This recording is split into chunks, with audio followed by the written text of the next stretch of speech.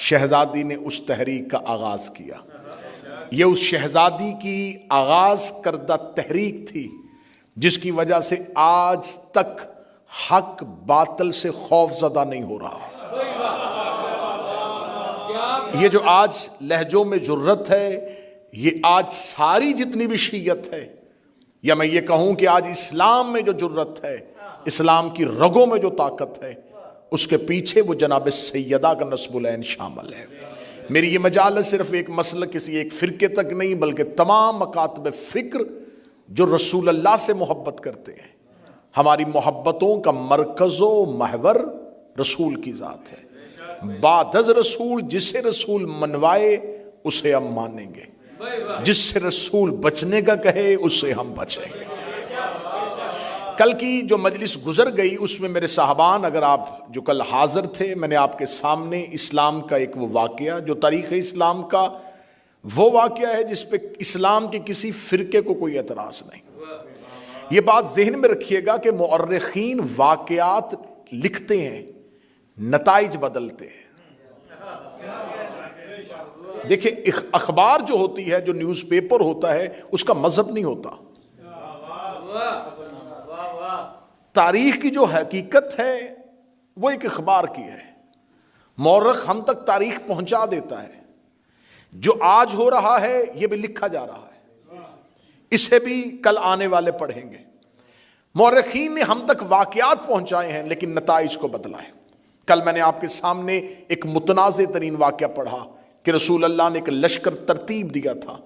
जब रसूल कह रहे थे और रसूल उस पर तायीद भी कर रहे थे, रसूल उस हुक्म की तामील पे जोर भी दे रहे थे, लेकिन क्या वजूहात बनी कि कुछ अहबाब ने, कुछ लोगों ने रसूल अल्लाह के हुक्म की नाफरमानी की। और फिर उससे बड़ा सितम यह है कि जिन्होंने हुक्म नहीं माना था वही बाद में इस्लाम के वारिस बने। वो कि आम लोग नहीं थे, उन्हें बाद में मसनद दी गई, उन्हें आला ओहदे दिए गए और उन्हें नवाजा गया। खुदा ने कुरान में हुक्म दिया है, अहले इल्म तशरीफ फरमाएं, आज की मजलिस शुरू हो गई। कुरान ने हुक्म दिया है कि हर एक को चाहिए कि वो अपनी जिंदगी में वसीयत करे। यह हुक्म है कि तुम्हें चाहिए कि तुम अपनी जिंदगी में वसीयत करो ताकि तुम्हारे बाद तुम्हारे वुरसा में इंतशार ना हो, झगड़ा ना हो। यह हुक्म कुरान ने मखसूसी नहीं दिया, अमूमी दिया है। यह नहीं कहा कि जिनके पास जमीन है वो वसीयत करो, जिनके पास विरासत है वो वसीयत करो। हर एक से कहा है कि तुम वसीयत करो। यह हुक्म इस्लाम का हुक्म है कि वसीयत करो। वसीयत का हुक्म भी अल्लाह ने दिया है, तवज्जो रखिएगा। और जिसको वसीयत की जाए उसे फिका और शरीयत में वसी कहते हैं। तकरीर शुरू हो चुकी साहबान, गुफ्तगू शुरू हो चुकी आज की। वसीयत जिसको की जाए उसे शरई जुबान में वसी कहते हैं। और अल्लाह का हुक्म है कि हर एक मुसलमान को चाहिए कि वसीयत करे। यानी कि अल्लाह कह रहा है कि हर मुसलमान को चाहिए कि वो अपनी जिंदगी में अपना वसी मुंतखब करे। जो करीब बैठो ये थोड़ी सहमत फरमा देना। खुदा चाहता है कि हर एक, बिस्मिल्लाह तशरीफ ले, खुदा चाहता है कि हर मुसलमान अपनी जिंदगी में वसीयत करे और अपना वसी मुंतखब करे। जिसको वसीयत की जाए उसे वसी मुंतखब करे। यह कैसे हो सकता है कि अल्लाह मुसलमान से चाहे कि वह अपनी जिंदगी में वसी मुंतखब करे और जो अपने इशारों से इस्लाम फैलाए, जिसके लहजे का नाम कुरान हो, उसे खुदा वसी मुंतखब करने का हुक्म न दे। आज हमने तारीख के एक दूसरे मौजू की जानब जाना है और आज मुझे आपके सामने 3 हदीसें पढ़नी है। ये तीनों की तीनों हदीसें मुसलमानों के नजदीक मुस्तनद भी हैं, सही असनाद के साथ हैं। इनमें मुसलमानों में कोई झगड़ा नहीं। 3 हदीसें पढ़ूंगा जी। पहली है हदीस किरतास, दूसरी है हदीस हौज, तीसरी है हदीस सकलैन। और अगला लुत्फ यह है कि तीनों हदीसों का ताल्लुक कहीं ना कहीं फातिमा के साथ।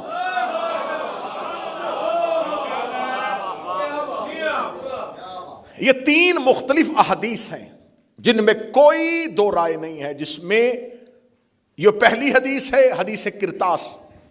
इसे मुसलमानों के सबसे बड़े मुहद्दिस जिनकी आज सही को मुसलमान कुरान के बाद सबसे बड़ा दर्जा देते हैं, सही बुखारी, उसमें 7 मकामात पर जो मुझसे चाहे वो, क्योंकि तवालत के को पेश नजर रखते हुए मैं हदीस के मुकम्मल नंबर और मुकम्मल मतन न पढ़ सकूंगा, जो बाद में लेना चाहे वो मुझसे हदीस के नंबर ले सकता है। 7 जगहों पे बुखारी ने इस हदीस को मुख्तलिफ जगहों पे नकल किया।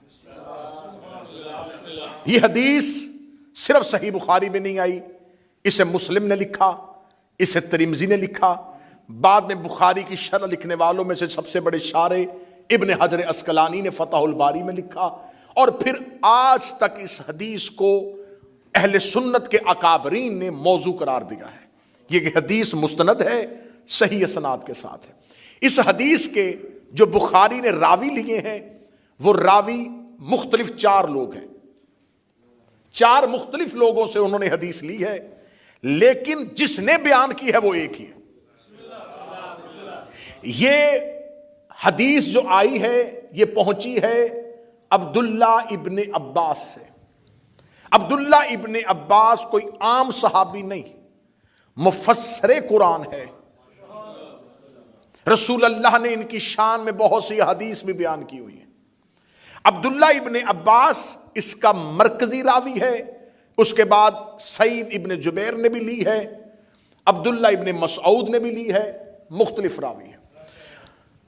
अब्दुल्ला इब्ने अब्बास कहता है कि वो अपनी जिंदगी में कहा करते थे, यौमल खमीस मा यौमल खमीस, हाय जुमेरात का दिन, हाय वो जुमेरात का दिन।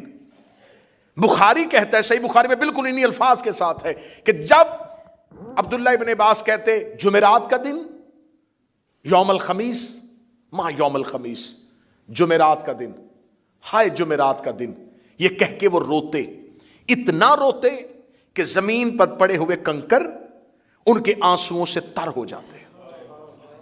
जब वो इस शिद्दत के साथ रोते, और फिर मुख्तलिफ लोग जो उनके पास बैठे होते, उन्होंने इस रवायत, इस हदीस को नकल किया कि वो कहते हैं कि हाय काश मैं अपनी जिंदगी में वो जुमेरात ना देखता कि जब रसूल अपने हुजरे में शिद्दत मर्ज में तड़प रहे थे, और रसूल ने अपने हुजरे में कहा था कि आओ मैं तुम्हें कुछ लिख दूं, कागज और कलम लेके आओ। सुनिएगा हदीस, कागज और कलम लेके आओ, कलम और किरतास लेके आओ, ताकि मैं तुम्हें कुछ लिख दूं, ताकि तुम मेरे बाद गुमराह ना हो जाओ।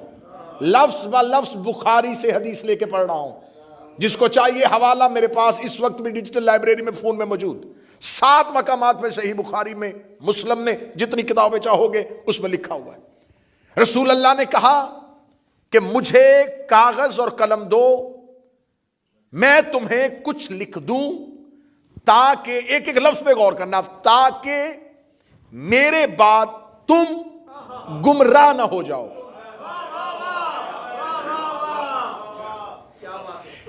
अब्दुल्ला इब्ने अब्बास कहता है कि जो ही रसूल ने यह लफ्ज कहा, तो हुजरे में जो मौजूद लोग थे उनमें इख्तलाफ पैदा हो गया। मैंने कल की मजलिस में कहा था, इख्तलाफ नबी की जिंदगी में हुआ। इख्तलाफ ये लफ्ज हैं बुखारी के कि रसूल के हुजरे में मौजूद सहाबा इकराम के दरमियान इख्तलाफ पैदा हुआ। एक ग्रोह कह रहा था कि रसूल मांग रहे हैं कागज कलम दो। एक ग्रोह जिनकी नुमाइंदगी उमर इब्ने खत्ताब कर रहे थे, उन्होंने कहा कि कागज कलम की जरूरत नहीं, और उन्होंने एक लफ्ज कहा जो बुखारी ने लिख दिया है, हाजर रसूल अल्लाह। इन्हें तो हज़ियान हो गया है, ये तो शिद्दत मर्ज के साथ बड़बड़ा रहे हैं, हस्बुना किताबुल्लाह, हमें अल्लाह की किताब काफी है। मैं लफ्ज पढ़ रहा हूं, अगर मुझे कहेंगे तो मैं अभी फोन खोल के बिल्कुल बुखारी का वही मतन पढ़ना शुरू कर दूंगा। जब उन्होंने ये लफ्ज कहा तो रसूल अल्लाह ने कहा कुम इन्नी, उठो मेरे पास से चले जाओ, मुझे उस हाल में रहने दो, मैं इसमें खुश हूं बजाय उस हाल के जिसमें तुम मुझे लेके जा रहे हो। यह कह के नबी ने उनको हुजरे से निकाल दिया।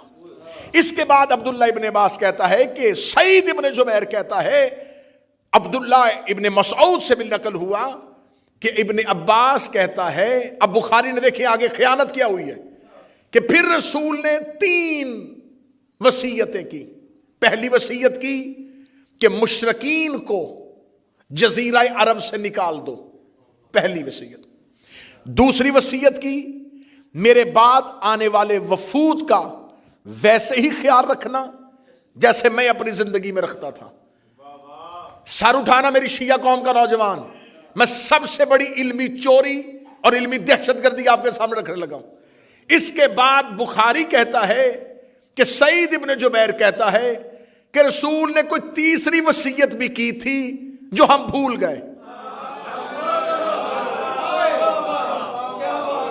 2 वसीयतें हमें याद हैं, तीसरी वसीयत को या तो इब्ने अब्बास ने हमें नहीं बताया, या सईद कहता मैं भूल गया, या उसके बाद वाले कहते हम भूल गए। लेकिन बुखारी ने 7 मकामात पे लिखा कि वो तीसरी नबी की वसीयत उम्मत तक नहीं पहुंची। ये है वो हदीस जिसे कहते हैं हदीस किरतास। इसके अगर आप नंबर चाहेंगे, इंटरनेशनल का जो नंबर जो बुखारी की मरकजी जिल्द है, ये सबसे पहले 114 नंबर पे बुखारी ने इस हदीस को नकल किया है। उसके बाद ये 6 मुख्तलिफ मकामात पर हदीस आई है, थोड़े थोड़े लफ्ज बदले हैं लेकिन मरकजी मतन तब्दील नहीं हुआ। यह है सबसे पहली हदीस। अब जब मैंने इस हदीस को देखा कि इसको मुखालिफीन मजहब ने इस हदीस के बारे में क्या लिखा है, तो उन्होंने इस हदीस में मुख्तलिफ किस्म के बहाने तराशे हैं। उन्होंने पहला बहाना जो बयान किया है, मैंने इस पे इतनी मेहनत की है कि जिन्होंने इस हदीस को दिफा करने की कोशिश की है उन्हें पढ़ा भी है, और जो लिखते नहीं उन्हें सुना भी है कि आखिर इसका दिफा कैसे कर रहे हैं, किस चीज के साथ दिफा कर रहे हैं। अब उन्होंने पहला दिफा क्या किया, उन्होंने कहा पहला दिफा यह है कि जब रसूल ने कहा था कि मुझे कागज कलम दो, तो उस वक्त सहाबी का इनकार करना इस बात की दलील है क्योंकि रसूल इम्तिहान की वजह से मांग रहे थे, इम्तिहानन मांग रहे थे, क्योंकि अल यौम अकमलतु लकुम दीनकुम के बाद दीन कामिल हो गया था, किसी मजीद फरमान की जरूरत नहीं थी। तो नबी सहाबा का इम्तिहान लेना चाहते थे कि देखूं कि मैं इनसे कागज कलम मांगूं तो ये मुझे देते हैं, अगर ये मुझे देंगे तो फिर मुझे पता चल जाएगा कि जब अल्लाह ने कह दिया है कि दीन कामिल हो गया तो फिर ये किसी और नई चीज को क्यों लिखवा रहे हैं। तो लिहाजा रसूल सहाबा का इम्तिहान ले रहे थे, तो सहाबा अपने इम्तिहान में कामयाब हो गए, उन्होंने कागज कलम नहीं दिया। ये पहली तवील है। जामिउल अज़हर मिस्र से शुरू करूंगा और मिर्जा मोहम्मद अली इंजीनियर तक आ जाऊंगा जिन्होंने इस हदीस को दिफा करने की कोशिश की। दूसरी तवील बयान की, उन्होंने कहा दूसरी वजह यह कि हजरत उमर इब्ने खत्ताब समझ गए थे, उनकी दूर अंदेशी थी कि रसूल अल्लाह कहीं कुछ ऐसा ना लिख दें जो बाद में उम्मत उस पर अमल न कर सके और गुनाहगार हो जाए। यह है दूसरी तावील, यह है दूसरी तावील। आइए अब चलते हैं तीसरी तावील की तरफ। मौजू पसंद है या नहीं पसंद है? तीसरी तावील की तरफ। तीसरा बहाना क्या किया उनका? तीसरा बहाना यह है कि जब रसूल कह रहे थे कि कागज कलम लाओ, और उस वक्त जो इनकार किया गया वो इस वजह से कि रसूल उस वक्त शदीद बीमार थे और सहाबा नबी से बहुत मोहब्बत करते थे। उन्हें खबर थी कि अगर नबी कुछ लिखेंगे तो नबी को लिखने में तकलीफ होगी, तो लिहाजा उन्होंने नबी को लिखने से मना किया। यह है तावीलें, यह है बहाने। मेरी आवाज सिर्फ हुसैनियत तक नहीं दुनिया में फैलेगी। आपकी वसातत से मैं पैगाम पहुंचाने लगा हूं अपने अहले सुन्नत भाइयों तक। तुम्हें रसूल का वास्ता एक शख्स को बचाने के लिए, एक, सिर्फ एक पर्सनैलिटी को बचाने के लिए, एक जात को बचाने के लिए। इस्लाम के साथ इतना घरौना मजाक न करो, हकीकत का सामना करो, हकीकत को आंखों में आंखें डाल के कबूल करो। अब तुमने 4 तवीलें की जो तुम्हारे जामिल अजहर मिस्र से शुरू हुई और जेहलम में बैठे हुए मिर्जा मोहम्मद अली तक, उसने यही तवीलें पेश की, यही वजह थी, इसके अलावा कोई वजह नहीं थी। आओ एक एक तवील पे बात करते हैं। पहली तवील, तुमने कहा कि रसूल ने इम्तिहानन कहा था। जब रसूल ने इम्तिहानन कहा था तो जब सहाबा इम्तिहान में कामयाब हो गए तो रसूल ने बजाय मुबारक देने के हुजरे से क्यों निकाला?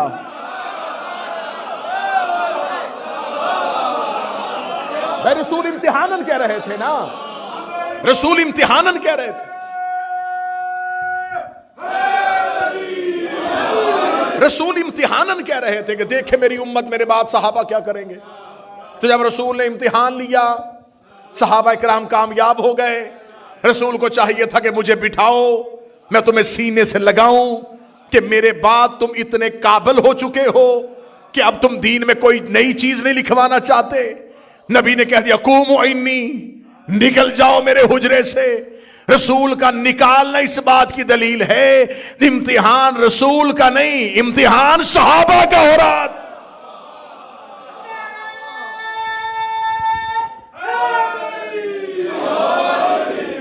अब इस हदीस को, और मैं जब इसको इस पे पूरा तैयार कर रहा था कि इस हदीस को हमने कैसे दिफाई पोजीशन पे आके इसका सामना करना है, तो मैं सबको सुन रहा था राजा।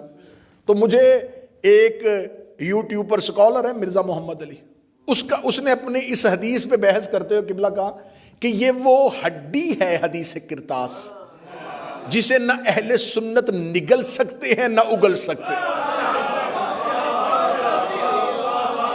उसका जो इसमें वीडियो है वो शुरू यहां से हुई है, शुरू ही यहां से हुई है। वो कहता है कि हदीस किरतास वो हड्डी है जिसे ना हम उगल सकते हैं ना हम निगल सकते हैं।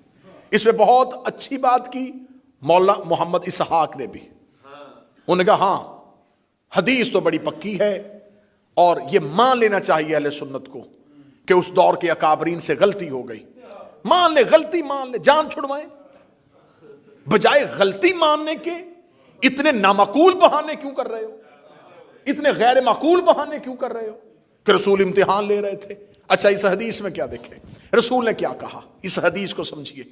नबी ने कहा मुझे कलम और कागज दो ताकि मैं तुम्हें कुछ लिख दूं, ताकि तुम मेरे बाद गुमराह ना होना। अब सुनना, मैं नतीजा देने लगा हूं, मैं जिक्र का लहू दे रहा हूं।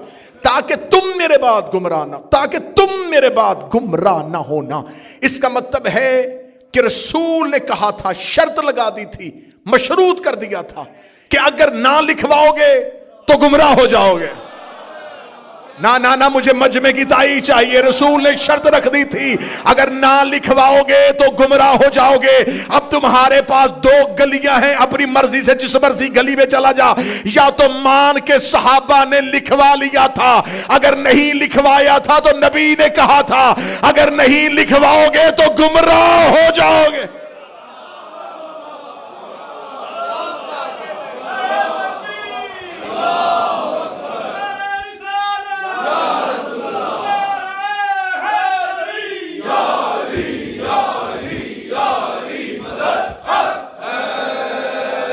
अगर ना लिखवाओगे तो गुमराह हो जाओगे।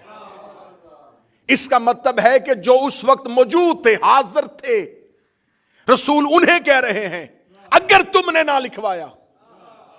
नहीं नहीं, मैं कायनात के सबसे बड़े नबी की हिकमत पढ़ रहा हूं। नबी ने फरमाया अगर तुमने ना लिखवाया तुम गुमराह हो जाओगे। इसका मतलब कि आज तक उम्मत में जो गुमराह हो रहा है, क्योंकि हम तो वहां थे ही नहीं। बोलो जो हुसैन के नौकर बैठे हो, मेरा आज का अहले सुन्नत भाई, तुम भी वहां पे नहीं थे, फिरके बने ही नहीं थे। जब तुम बने ही नहीं थे, तो इसका मतलब कि आज जो गुमराह हो रहा है, हम तो वहां पर थे ही नहीं। वहां पर तो कुछ और लोग मौजूद थे जिन्हें नबी ने कहा था अगर तुमने ना लिखवाया तो तुम गुमराह हो जाओगे। इसका मतलब वो गुमराह हुए थे कागज कलम ना देने की वजह से। क़यामत तक उम्मत गुमराह होगी उनकी वजह से।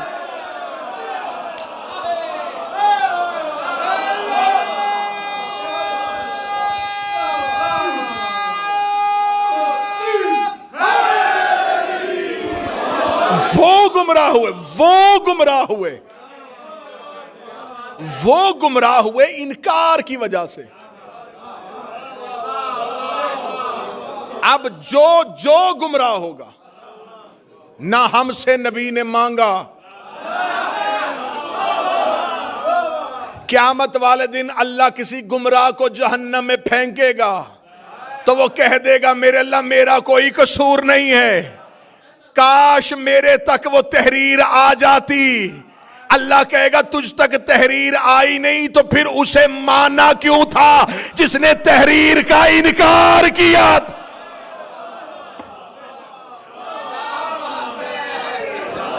उम्मत गुमराह।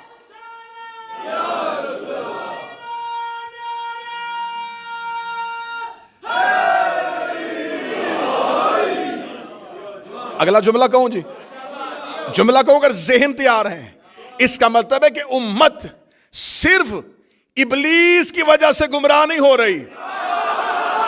बोल सको जो बोलो, जो हुसैन के नौकर बैठो। इसका मतलब है कि उम्मत सिर्फ शैतान की वजह से नहीं, उसका काम खत्म हो गया।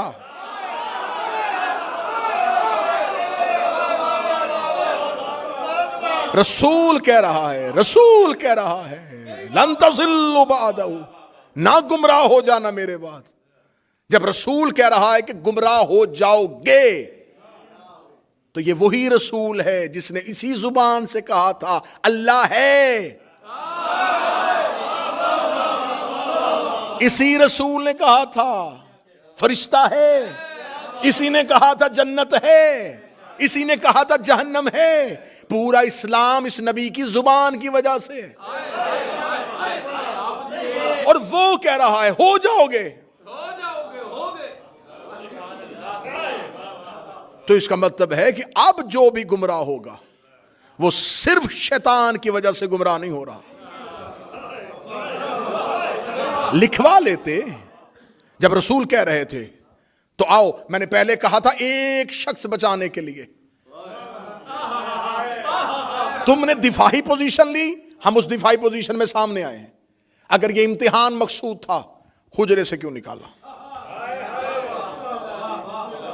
अच्छा, दूसरी दलील क्या दी? दूसरी दलील ये कि उन्होंने दूर अंदेशी से ये फैसला कर दिया था कि रसूल कहीं कुछ ऐसा ना लिख दें जो बाद में मुसलमानों से हो ना सके और वो गुनाहगार हो जाएं। अच्छा, ये बात नबी के ज़हन में नहीं आई।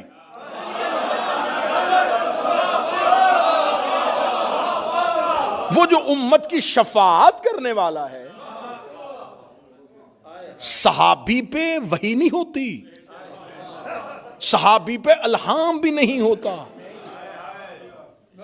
तो इसका मतलब जो बात हिकमत पैगंबर और तदब्बुर रसूल में नहीं थी, वो बात एक कदम आगे बढ़ के इन्होंने क्यों सोची? फिर तीसरी तवील बयान की कि मोहब्बत की वजह से रसूल कह रहे थे और ये समझ रहे थे कि रसूल को लिखने में तकलीफ होगी। आए कुरान से पूछें कि मोहब्बत रसूल अपनी सोच की वजह से होती है या अताअत की वजह से होती? क्या बात है। मैं उठूं और मैं सुबह फजर की नमाज पढ़ूं, 2 रकत पढ़ूं और मुझे लुत्फ आए, मैं दूसरी रकत में बजाय तशाहुद के बैठने के मैं उठ के खड़ा हो जाऊं, मैं इश्क में तीसरी भी पढ़ूं और पढ़ूं भी सूरा यासीन और किरत भी बड़ी खूबसूरत करूं और रोऊं भी आंसुओं के साथ, और मैं किबला अरशद तुराबी साहब से पूछूं किबला आज सुबह नमाज में इतना लुत्फ आया कि मैंने 2 रकत पे रुका ही नहीं, मैंने तीसरी भी पढ़ दी, ये फौरन कहेंगे दोबारा नमाज अदा कर, क्योंकि तेरी नमाज बातल हो गई। मैंने कहा तीसरी रकत में यासीन पढ़ी थी, रुकू में रोया भी बड़ा था। उन्होंने कहा दो पढ़ी थी तो अतात थी, तीसरी पढ़ी तो बगावत हो गई।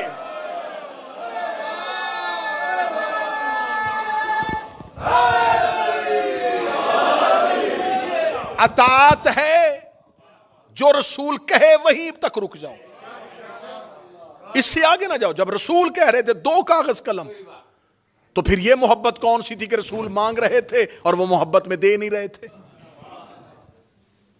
अब देखें, सामने दुश्मन भी बड़ा शातिर होता है। उन्होंने ये तवीलें बयान की, जब हमारे उलमा ने आगे से दिफा किया, उन्होंने फिर आगे से एक पोजीशन और ली। मैं अगली पोजीशन पे जाने लगा। अब मैं अगले मोर्चों पे आ गया हूं।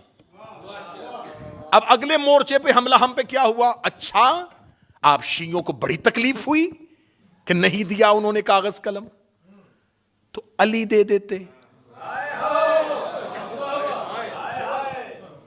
अली दे देते।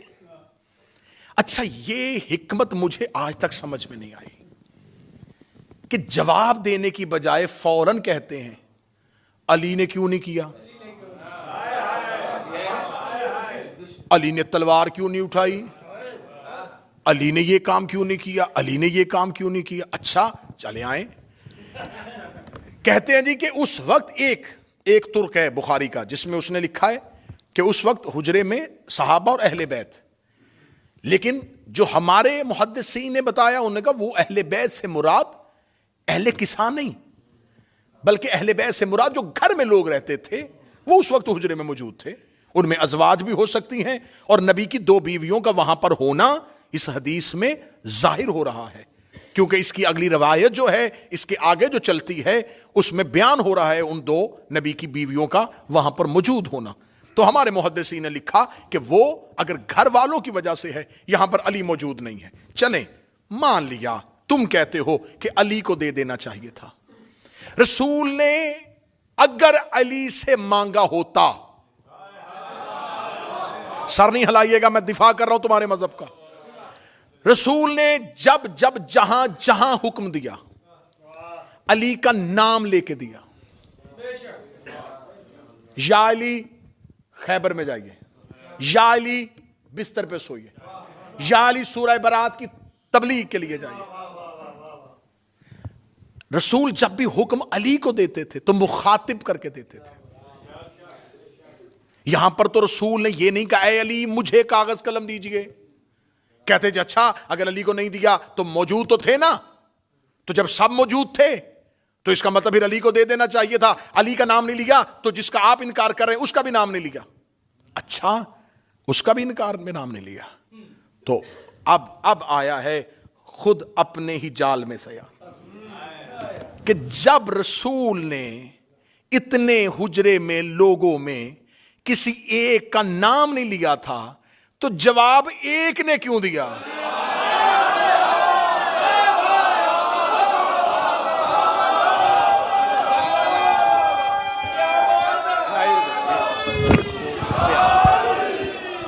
जवाब एक ने क्यों? मादर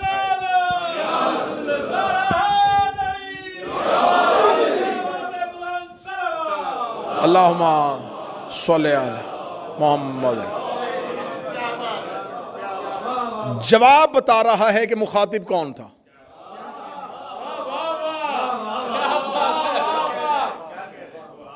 तो उन्होंने तो बोल के खुद साबित कर दिया।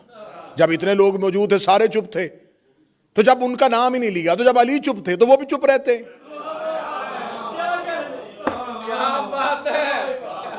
अच्छा, अली ने कागज कलम क्यों नहीं दिया, इस बात में बहस बाद में करेंगे। पहले ये बताओ, अली ने इनकार तो नहीं ना किया?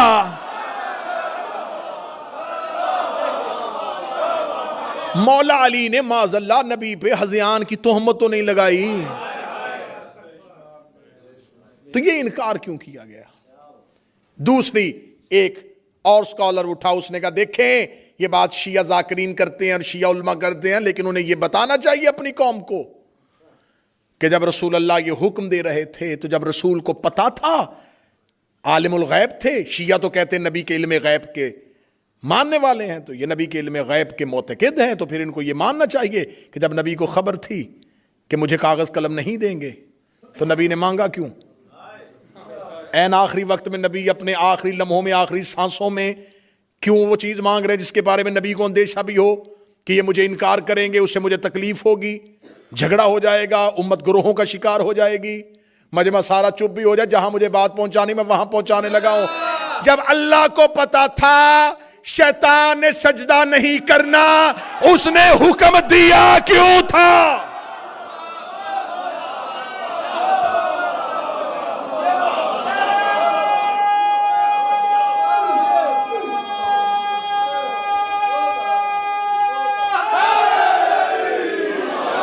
हम नबी के इल्म गैब में बाद में आएंगे कि नबी का इल्म गैब जो है वो कोई फिरका मानता है, कोई फिरका नहीं मानता, लेकिन अल्लाह को आलिमुल गैब, हर ला इलाहा इल्लल्लाह पढ़ने वाला मानता है कि अल्लाह गैब का आलिम है, अल्लाह गैब का इल्म रखने वाला है, वो गैब के सारे पर्दों से वाकिफ है, वो गैब से सारे राजों से वाकिफ है। जब अल्लाह को पता था कि फरिश्तों की महफिल में एक ऐसा बैठा है जिसने इनकार कर देना है, तो अल्लाह ने सजदे का हुक्म क्यों दिया था?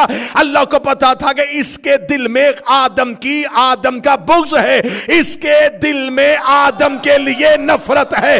अल्लाह को पता था कि जब तक मैं आदम की खिलाफत का ऐलान नहीं करूंगा इसकी दिल की मुनाफकत जुबान पे नहीं आएगी। अल्लाह ने आदम की खिलाफत का ऐलान किया ताकि मुनाफकत बाहर आए। नबी ने कागज कलम मांगा ताकि मुनाफकत बाहर आए।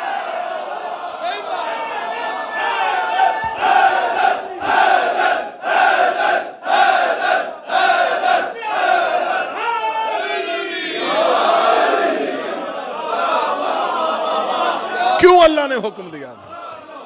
अल्लाह ने हुक्म दिया ताकि मुनाफिकत बाहर आए। तो ये रसूल अल्लाह है,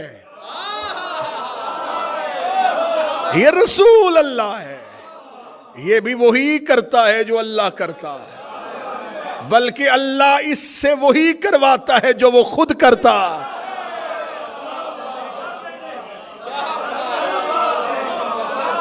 अल्लाह ने किया था ताकि मुनाफिकत बाहर आए, नबी ने भी किया ताकि मुनाफिकत बाहर आए। अल्लाह सजदे का हुक्म ना देता, हुसैनिया ब्रेडफोर्ड गिरदो नवा वालों, बरतानिया वालों, जुमला बहुत मुश्किल से कबूल होने वाला लेकिन करना। अल्लाह अगर हुक्म आदम के सजदे का ना देता तो आज तक शैतान भी अलैहिस्सलाम होता।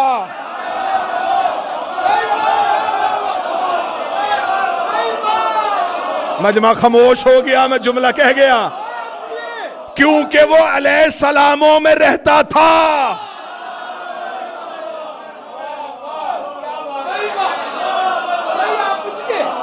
अगर अल्लाह हुक्म ना देता वो आज तक ना हमसे पकड़ा जाता।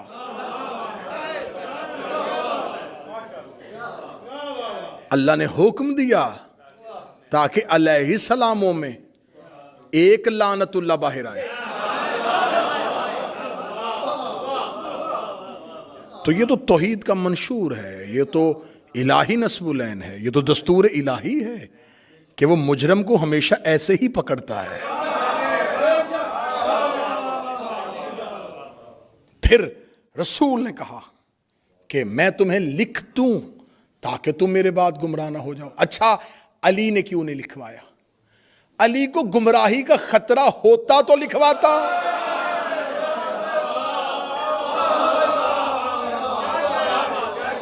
लिखवा लेते, अली तुम लिखो कुरान की हाशिए में कि अली को गुमराही का अंदेशा था। अली तो मासूम है। तो रसूल ने साथ ही कहा था कि वो लिखवाए जिसने बाद में गुमराह होना है। सरना हलाना जुबान से बोलना, मैं मेहनत करके पढ़ रहा हूं, तुम अली की बात करते हो। सलमान ने भी नहीं लिखवाया, अम्मार ने भी नहीं लिखवाया, मिकदाद ने भी नहीं लिखवाया। जब डॉक्टर नुस्खा लिखता है तो बीमार हाथ आगे करता है।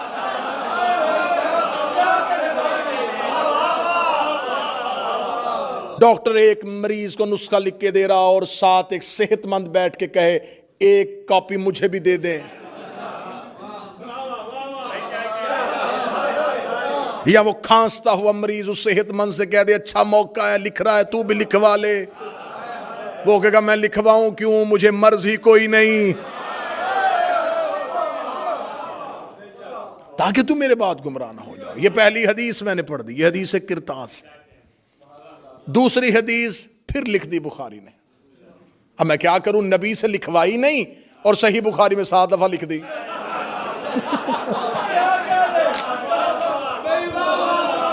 नबी से किबला तुराबी साहब, नबी से एक बार नहीं लिखवाई। अल्लाहुम्मा सल्ली अला, नबी से एक दफा नहीं लिखवाई और बुखारी में बार बार लिख दी। चले मैं, क्योंकि ये वीडियो कैमरे की मौजूदगी में बात हो रही है, तो ये जो हदीस किरतास है ये बुखारी में पहला इसका हदीस नंबर 114 3168 दूसरी जगह पे आई, 4431 तीसरी जगह पे आई, 4432 चौथी जगह पे आई, 7366 ये 5वीं जगह पे आई है, 3053 और 5669 ये है 7 वो हदीसों का नंबर जिसमें बुखारी ने हदीस किरतास को लिखा। अब मैं जो हदीस आपके सामने पढ़ने लगा हूं, इस हदीस को फिर बुखारी ने 6576 पहला नंबर, 2367 दूसरा नंबर, 6582 तीसरा नंबर, 6585 6586 पे भी यही, 6587 पे भी यही, 7048 पे भी यही, 7049 पे भी यही और 7051 पे भी यही। ये अगली हदीस में मैं पढ़ने लगा। पहली उतर गई जी, क्या बात है, बेहतरीन उतरी, क्या बात। रसूल ने कहा लिख दे, उन्होंने कहा हमें नहीं लिखवाना, क्यों, हस्बुना किताबुल्लाह, हमें अल्लाह की किताब काफी। रसूल ने एक हदीस कही है, इन्नी तारिकुन फिकुम सकलैन, मैं तुम्हारे दरमियान 2 चीजें छोड़ के जा, किताबुल्लाह व इतरती अहले बैत, एक अल्लाह की किताब और एक मेरी इतरत। इस हदीस को बदला नहीं, रसूल ने कहा मैं कुरान छोड़ के जा रहा हूं और सुन्नत छोड़ के जा रहा हूं। अच्छा, रसूल चीजें 2 छोड़ के जा रहे, कुरान और सुन्नत, और जो हुजरे में शख्स खड़ा है वो कह रहा है हमें सिर्फ कुरान चाहिए।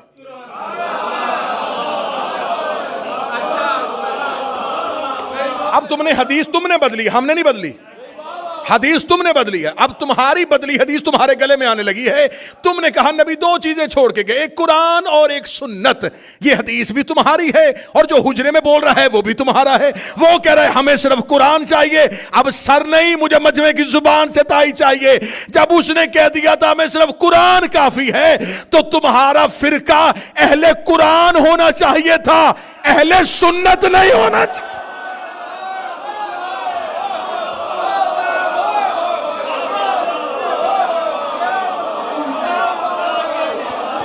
फिरके का नाम होना चाहिए था फिरकाए अहले कुरान।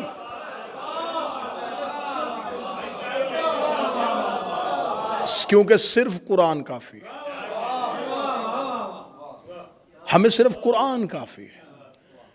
फिर आज मेरा अहले सुन्नत भाई जो इस मजमे में मौजूद है, या जो जहां जहां सुनेगा, आज के बाद या उस शख्स को मानना या हदीस मानना, 2 नंबरी मजहब में तो ना करो कि उसे भी मानो जो कह रहा है कि कुरान काफी है, फिर बाद में हदीस को भी मानो। अगर हदीसें पढ़नी है तो फिर उसे छोड़ो, अगर उसकी फर्माबरदारी करनी है, उसे मानना है, उस पर यकीन रखना है, फिर अहादीस का इनकार करो, क्योंकि उसने मजमा आम में कहा है कि हस्बुना किताबुल्लाह, हमें अल्लाह की किताब काफी है। दूसरी हदीस मैंने फिर उसके जो सारे नंबर नोट करवा दिए, ये हदीस फिर बुखारी में आ गई। इस हदीस को कहा जाता है इमरान भाई हदीस से हौस, 2 इमरान इकट्ठे और तस्करा आले इमरान का। दूसरी जगह पे हदीस आई हदीस से हौस। इस हदीस के 4 तुर्क हैं, 5 रावी हैं, मुख्तलिफ असनाद के साथ इसको नकल किया गया। इसमें लिखा गया कि रसूल अल्लाह खुद बयान करते हैं कि क़यामत वाले दिन मैं हौज़े कौसर पे हूंगा, या कुछ मेरे असहाब में से कुछ लोगों को लाया जाएगा। जो ही वो मेरे करीब आने लगेंगे तो फरिश्ते उनको हौज़े कौसर से ऐसे हटाएंगे जैसे अजनबी ऊंट को खेत से निकाला जाता है, वो उन्हें हटाएंगे, धक्के मार के हटाएंगे। एक अजनबी ऊंट, ये अरब की मिसाल है कि एक चरता हुआ ऊंट किसी के खेत में चला जाए तो वो प्लीज कह के तो नहीं उसे निकालेगा। उस किसान को कितनी तकलीफ होगी जिसकी फसल को एक आवारा ऊंट आ जाए। अब मैं नहीं बयान कर सकता कि क़यामत वाले दिन क्या होगा, बस तुम अपने जहन में अपने मुआशरे की मिसाल रख दो कि जैसे वो निकालता है ऐसे फरिश्ते उन्हें हटाएंगे, पीछे कर देंगे हौज़े कौसर से। और नबी कहेंगे मेरे अल्लाह ये मेरे असहाब है। हदीस में लफ्ज असहाब आया, मेरे पास मौजूद। रसूल कहेंगे मेरे अल्लाह ये मेरे असहाब है, या फरिश्ते कहेंगे या रसूल अल्लाह इन्होंने तेरे बाद तेरे दीन को बदल दिया था और गुमराह हो गए थे। बोलो जो अली के नौकर बैठे हो, जो हुसैन के अज़ादार बैठे हो, इन्होंने तेरे बाद तेरे दीन को बदल दिया था और गुमराह हो गए थे। ये कहां से हटाए जाएंगे? हौज़े कौसर से। या रसूल अल्लाह अगर आपने, और यहां पर लफ्ज आया है कि मेरे असहाब में से, शुक्र है कि हदीस लिखने वालों ने असहाब लिख दिया है। ये इस इल्मी जुर्रत को सलाम करना चाहिए कि यहां असहाब लिख दिया है कि मेरे असहाब में से कुछ लोग आएंगे जिनको हटा दिया जाएगा। इन्हें तूबा से नहीं फरिश्तों ने हटाया, फरिश्ते पहुंचाते पहुंचाते इन्हें हौज़े कौसर तक ले आए। जब इनको हटाना ही था तो फरिश्ते तो मासूम हैं, इन्हें महशर की अदालत में पहले ही हटा देते। वहां नहीं हटाया, तूबा पे नहीं हटाया, जहां नामा इमाल तुल रहे थे वहां नहीं उठाया। हौज़े कौसर आखिरी चेक पोस्ट है जन्नत के बाहर।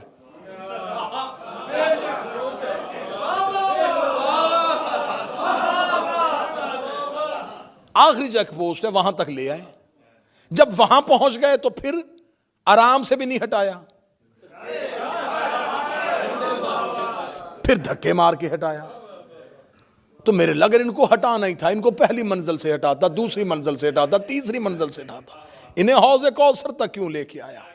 नबी ने कहा था इन्नी तारिकुन फीकुम अस्सक़लैन, मैं तुम्हारे दरमियान दो कदर चीजें छोड़ के जा रहा हूं। एक अल्लाह की किताब, दूसरी मेरी अहले बैत। इनके साथ मुतमस्सिक रहना, इन्हें पकड़े रखना, ये तुम्हें हौज़े कौसर तक ले आएंगे। हाय हाय हाय हाय। इसका मतलब है कि हौज़े कौसर तक कुरान भी आ गया, अहले बैत भी आ गए और ये लोग भी आ गए। जब ये लोग हौज़े कौसर में पहुंचे तो कुरान भी वही खड़ा था, अहले बैत भी वही खड़े थे। जब कुरान और अहले बैत को देखा, फरिश्तों ने इन्हें फौरन हटाना शुरू कर दिया। मेरे लब धक्के मार के क्यों हटाया? फरमाया इसलिए कि अल्लाह कुरान में वादा कर चुका है, इन्नमा युरीदुल्लाहु लियुज़हिबा अन्कुम अर्रिज्सा। अहले बैत, अल्लाह तुमसे हर रिजस को दूर हटा।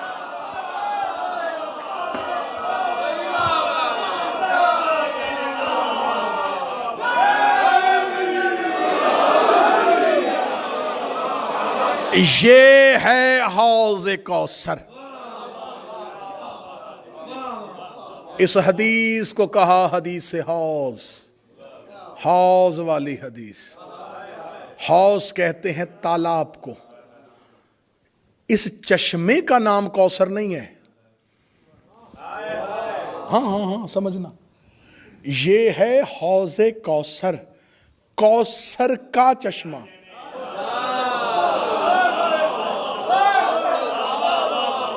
इसका अपना नाम कौसर नहीं।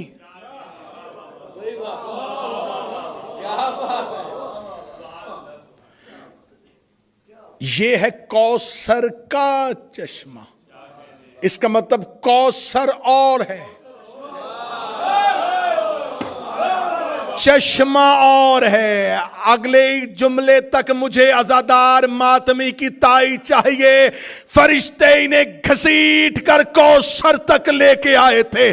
खुदा कुरान में कहता इन आतैना कल कौसर, मेरा मोहम्मद हमने तुम्हें कौसर अता की है। आइमाए अहले बैत ने कहा कौसर से मुराद है हमारी दादी ज़हरा। इसका मतलब ये है ज़हरा का चश्मा, ये है ज़हरा का चश्मा। बंदे ज़हरा के चश्मे से हटाए इसलिए गए कि मोहब्बत नबी का दावा करते थे, दुश्मनी ज़हरा से करते थे।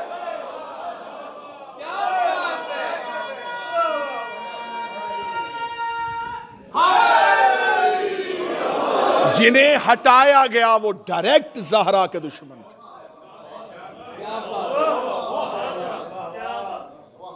अगली सतर भी तुम्हारा ही हक बनता है और तुम्हें हदिया की जाए। हौज़े कौसर पे जो ड्यूटी करेंगे, हौज़े कौसर पे नबी मौजूद होंगे। अली साकिये कौसर है।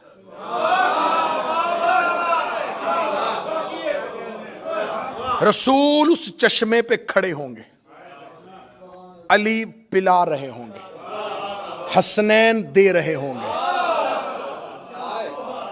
मुस्तफा भी वहीं, मुर्तजा भी वहीं, हसनैन भी वहीं। 4 मासूमों की ड्यूटी है उस चश्मे पे।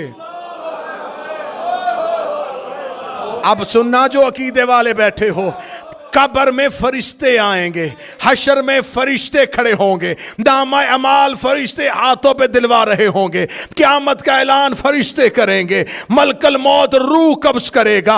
हौज़े कौसर तक पहुंचते पहुंचते अल्लाह ने हर ड्यूटी मलाइका की लगाई है, लेकिन हौज़े कौसर पे अल्लाह ने किसी फरिश्ते की ड्यूटी नहीं लगाई। खुदा ने फरिश्तों से कहा अब पीछे हट जाओ, अब यहां नौकरी मोहम्मद करेगा, नौकरी अली करेगा, नौकरी हसनैन करेगा, क्योंकि अल्लाह ज़हरा के चश्मे पे फरिश्तों को भी बर्दाश्त नहीं।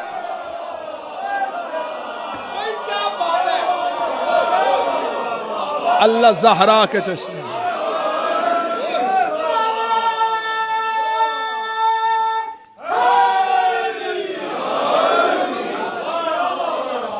जो अल्लाह ज़हरा के चश्मे पे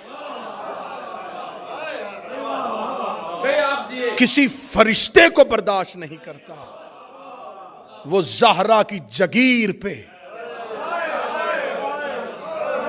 ज़हरा के हक पे, जो ज़हरा के चश्मे पे किसी मलक के मुकर्रब को नहीं आने देता, वो ज़हरा के दरवाजे पे आग लगती देख रहा।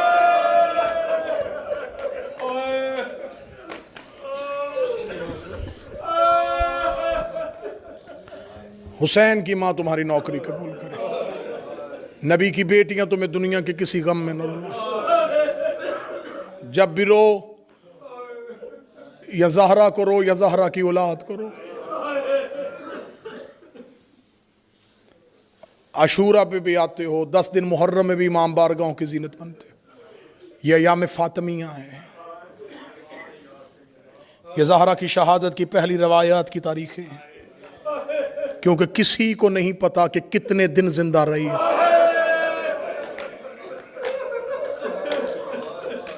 मैं मिन्नत करके कहूंगा अयाम फातिमिया पे गफलत न बरता करो। मैंने खुद किबला तुराबी साहब कुम में आयतुल्लाह वहीद खुरासानी की तकरीर सुनी थी। उन्होंने जुमला कहा था, अगर तुम चाहते हो तुम्हारी कब्र की पहली रात अली तुम्हारा शुक्रिया अदा करने, कभी ज़हरा के हक से फरामोश ना रहना।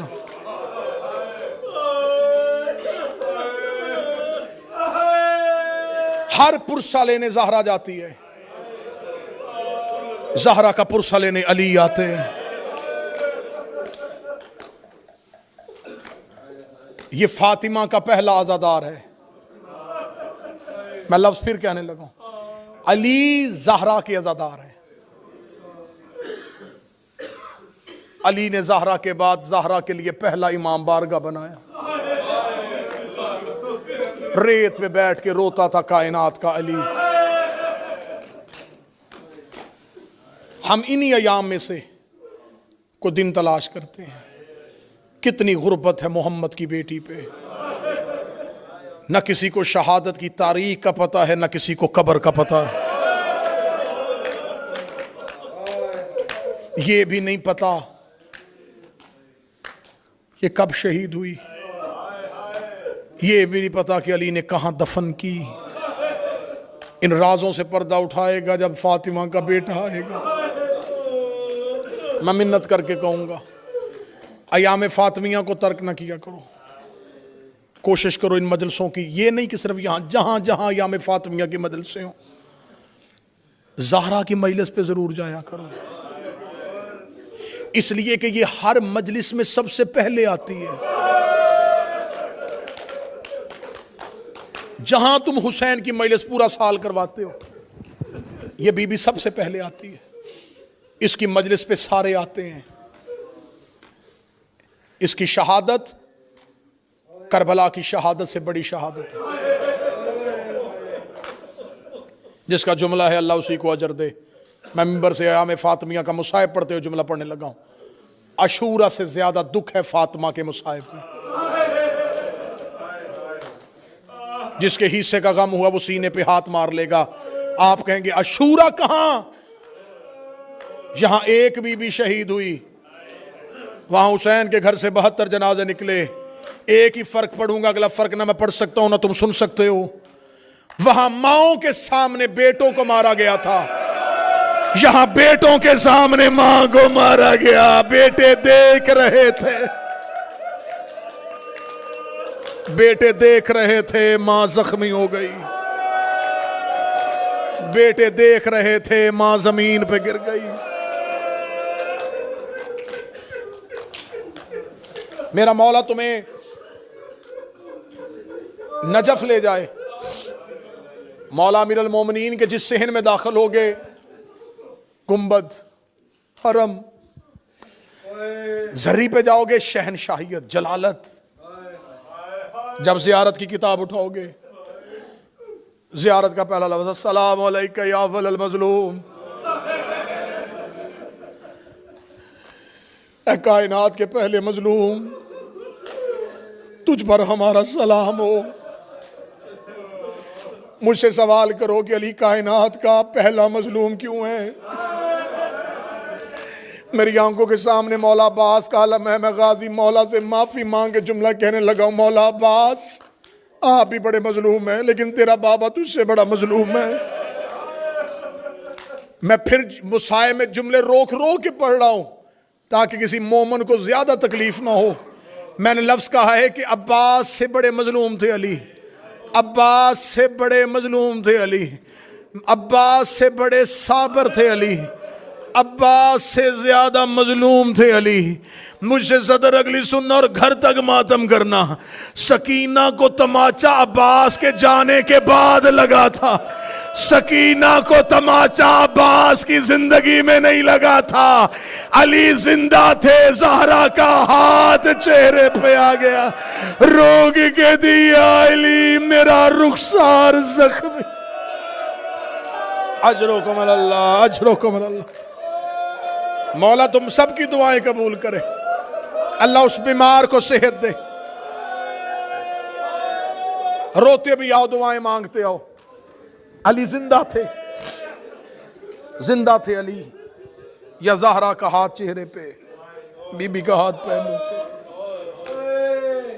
कितने दिन जिंदा रही किसी को नहीं पता। 30, 75, 90।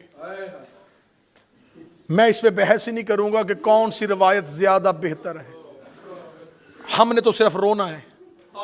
हम रोने के लिए एक ही बात पे रो लेते हैं, जितने दिन भी जिंदा रही है, रही रोती है।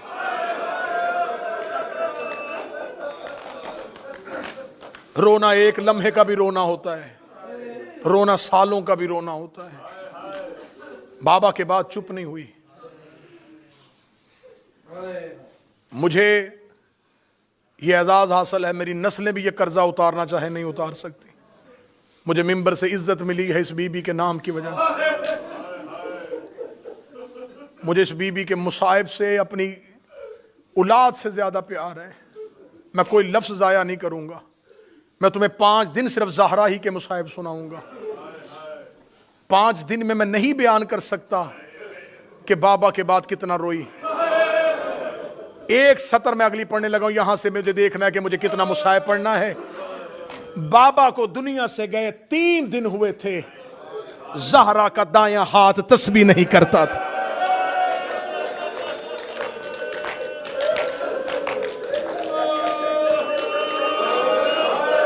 बीबी दाएं हाथ से तस्बीह नहीं करती थी। बीबी दाएं हाथ से तस्बीह नहीं करती थी। मैं जुमले भी पढ़ रहा हूं और मजमे को भी देख रहा हूं। जो नहीं रो सका जनाब ज़हरा उसे माफ कर देना। उसके समझने में गलती नहीं है, मेरे पहुंचाने में गलती हो गई है। मैंने जुमला का बाबे के 3 दिन के बाद तनवीर बीबी दाएं हाथ से तस्बीह नहीं करती थी। मुझे इस मिंबर की इज्जत की कसम है, मुझे अब्बास के अलम की कसम है। मैं 14 की कचहरी में खड़ा होकर जुमला पढ़ने लगा हूं। तुम्हारे डर से मिंबर पे जाकिरीन पढ़ते हैं कि बीबी दाएं हाथ से तस्बीह इसलिए नहीं पढ़ती थी कि बीबी का दाएं हाथ पहलू पे था। ये मोहम्मद की नमाजी बेटी थी। ये अपनी एक तकलीफ की वजह से अपने हाथ को तस्बीह से महरूम नहीं कर सकती थी। बीबी का पहलू जख्मी सिर्फ नहीं था, बीबी तस्बीह इसलिए नहीं पढ़ती थी, बीबी के हाथ की उंगलियां शहीद हो गई थी। मोहम्मद की बेटी का हाथ तस्बीह पढ़ने के काबिल नहीं था, तस्बीह के काबिल नहीं था। सिर्फ पहलू नहीं, सिर्फ पहलू नहीं, हाथ जख्मी। तेहरान के बहुत मशहूर रोजा खान खतीब आलम दीन उस्ताद हुसैन इंसारियान मरकजी खतीब थे ईरान के। इनको सुनने के लिए जम्मे गफीर आता था। उस्ताद अंसारियान तेहरान की मरकजी इमाम बारगाह में बीबी ज़हरा के मुसाहिब पढ़ रहे थे। उस्ताद ने पढ़ दी ज़हरा की शहादत। मजलिस तमाम हो गई। उस्ताद इमाम बारगाह के हुजरे में चले गए, जाके बैठ गए। इमाम बारगाह खाली हो गया। एक शख्स की चीखों की आवाजें मुसलसल आ रही थी। उस्ताद ने मजलिस के काफी देर बाद जब मुसलसल गिरिए की आवाज सुनी तो उन्होंने इमाम बारगाह के मुंतजमीन से कहा, कौन शख्स है जो अभी तक रो रहा है? कहने लगे उस्ताद कई बार गए हैं, एक बूढ़ा है जो बैठा है इमाम बारगाह में, उसकी चीखें खत्म नहीं हो रही। उस्ताद ने कहा मुझे उसके पास लेके जाओ। उस्ताद अंसारियान अपनी जगह से उठे, उस बुजुर्ग के पास आए, जमीन पे बैठे, सीने से लगाया, बीबी ज़हरा का पुरसा दिया, बीबी फातिमा की ताज़ियत की। करने के बाद माथा चूम के कहने लगे मुझे बता सकता है कौन सा ऐसा जुमला है जो तुझे अभी तक रुला रहा है? उसने चीखे मारते हुए उस्ताद की तरफ देखा। उसने कहा मैंने जिंदगी में पहली बार ज़हरा की शहादत सुनी है। उस्ताद तूने मिंबर पे जुमला पढ़ दिया है कि फातिमा की पसलियां शहीद हो गई थी। उस्ताद ने कहा हाँ मैंने जुमला पढ़ा है। कहने लगा मैं पेशे के एतबार से डॉक्टर हूँ, मैं हड्डियों के मर्ज का इलाज करता हूँ। मुझे कुरान की कसम है किसी की एक पसली टूट जाए उसे सांस लेते भी तकलीफ होती है। अल्लाह जाने इतने दिन मोहम्मद की बेटी किस हाल में जिंदा,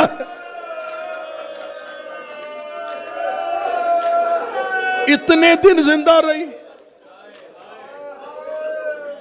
जिसकी पसलियां टूटी हों उससे तो सांस भी नहीं लिया जाता। इतने दिन जिंदा कैसे रही? कितनी तकलीफ में रही मोहम्मद की बेटी, कितनी तकलीफ में रही मोहम्मद की बेटी। तुम्हारे चीखों की शोर, तुम्हारे गिरिए की आवाज ने मुझे जुमला पूरा न पढ़ने दिया। जब उसने कहा ना कि उस्ताद मैं डॉक्टर हूं, मुझे पता है एक पसली एक हड्डी टूट जाए मरीज को सांस लेते तकलीफ होती है, मुझे बता फातिमा इतने दिन जिंदा कैसे रही। हुसैन अंसारिया ने उसके गले में बाहें डाली।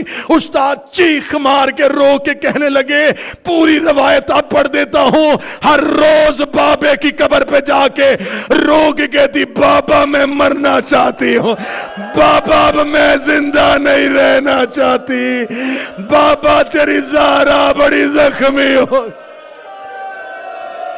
अल्लाह तेरी बेटियों के नसीब अच्छे करे, हुसैन की मां तेरी बेटियों के नसीब अच्छे। अपने मुंह से मौत मांगी है मोहम्मद की बेटी ने। बस एक रवायत और पढ़ूंगा। मौला अमीर अल मोमिनीन कभी कभी मिंबर पे बैठे हुए ज़हरा के बाद अपने हाथों को देखते रोना शुरू कर देते। साहबा पूछते या अली आप हाथों को देख के क्यों रोते हैं? अली देखते क्या फायदा इन हाथों का,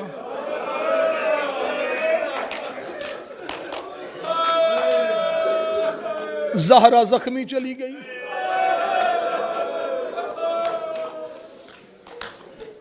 क्या फायदा अली तेरे हाथों का। हसरत अली के दिल में थी, काश मुझे नबी हुक्म ना देते, मुझे रसूल की वसीयत ना होती, रसूल ने मुझे तलवार न्याम में रखने का हुक्म ना दिया होता। मैं इनसे पूछता ये ज़हरा के दरवाजे पे ऊंची आवाज में बोले कैसे। हसरत बाबे की दिल में रह गई। अली हो गए ज़ईफ, आ गया दुनिया में अब्बास। आखिरी रवायत सुना, आखिरी रवायत सुना। अली की दिल में रह गई, अब्बास दुनिया में आ गए। अब्बास ज़हरा की बेटियों की गोद में पलना शुरू हुआ। एक दिन बीबी उम्मुल बनीन के पास गोद में आके अब्बास रो के कहते हैं अम्मा उम्मुल बनीन मैं बहनों के साथ रहता हूं, घर में रहती हैं तो चुप रहती हैं, ये बकिया में जाके रोती क्यों है?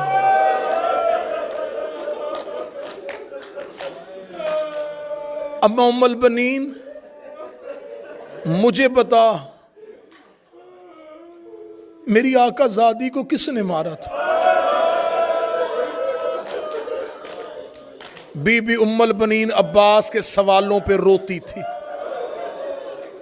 रो के मां का दामन थाम के कहता अम्मा आपसे इसलिए पूछता हूं, ये जुमला मैं अपने सरदार हुसैन से नहीं पूछ सकता, मुझे आका हसन से डर लगता है, मैं अली की बेटियों से नहीं पूछ सकता। अम्मा मुझे बता हमारी आकाज़ादी को किसने मारा था? एक दिन उम्मुल बनीन ने सुना दी अब्बास को ज़हरा की शहादत। ये रवायत मैं बड़ी कम मिंबर पे पढ़ता हूं। अब्बास ने सुन ली ज़हरा की शहादत। बीबी उम्मुल बनीन ने कहा गाजी जख्मी हाथों से तेरे लिबास सीती थी। अब्बास ज़ैनब व कुलसूम कहती हैं हमारी माँ हमें वसीयत करके गई थी, मेरे बाद मेरे अब्बास का ख्याल रखना। अब्बास वो तुम्हें बड़ा प्यार करती थी। जिस दिन अब्बास ने सुन ली ज़हरा की शहादत, उसके बाद अब्बास बकिया में जाके रोते रहते, बकिया में जाके रोते रहते। एक दिन मौला अमीर अल मोमिनीन घर आए। आखिरी जुमले पढ़ रहा हूं, 2 या 3 मिनट में खत्म होने लगी रवायत। घरों तक रोना, बिस्तर तक रोना, अयाम फातिमिया में याद कर करके इस रवायत को रोना। मौला अली घर आए, बीबी उम्मुल बनीन सहन में मुस्तरब होके चक्कर लगा रही हैं। अली ने कहा उम्मुल बनीन इस तरह आपकी ये कैफियत क्यों, इतनी बेचैनी का आलम क्यों? फरमाया अली सुबह से अब्बास घर से गया है, मगरब हो गई है, अब्बास वापस नहीं आया। ये देखना था मौला अमीर अल मोमिनीन ने अपनी तलवार दीवार पे लटकाई। फरमाया उम्मुल बनीन क्या खतरा है अब्बास को, वो अली का बेटा है। भी उम्मुल बनीन कहती है नहीं या अली, मुझे हासदीन मदीना से खौफ आता है, ये तेरी दुश्मनी में तेरे अब्बास से कोई बदला ना ले लें। या अली मैं बड़ी बेचैन हूँ। अमीर अल मोमिनीन ने फरमाया उम्मुल बनीन तू बेचैन ना हो, मैं अब्बास को ढूंढ के लाता हूँ। अली मस्जिद में गए, मस्जिद खाली, अब्बास मौजूद नहीं। जब अली जन्नतुल बकी में पहुंचे, अब्बास ज़हरा की कब्र पे बैठा हुआ था। अब्बास को फातिमा की कब्र पे बैठा हुआ अली ने देखा। अली करीब आए। जब मौला अली ने अब्बास का चेहरा अपनी तरफ किया, अब्बास की चेहरा आंसुओं से भरा हुआ था। अब्बास के चेहरे पे मातम के निशान थे। अली ने अब्बास की बचपन में ये हालत देखी। अली ने गाजी को सीने से लगाया, रो के कहता अब्बास तुझे क्या हुआ है। बाबे को जोर से दामन में लिया। लोग कहते मुझे बता दिया है मां उम्मुल बनीन ने, मैं इसलिए कब्र ज़हरा पे आया हूं। या अली मुझे एक बार बता दे, मुझे मदीने में वो बंदा दिखा जिसने हुसैन की मां को तमाचा मारा था। मैं फातिमा से इजाजत लेने आया हूं। मैं रो रो के कह रहा हूं हुसैन की मां, तुझे तेरी इज्जत का वास्ता मुझे इजाजत दे, मैं तेरा बदला लूं। मैं लोगों से जाके पूछूं इसके दरवाजे पे आग क्यों लगा। अल्लाह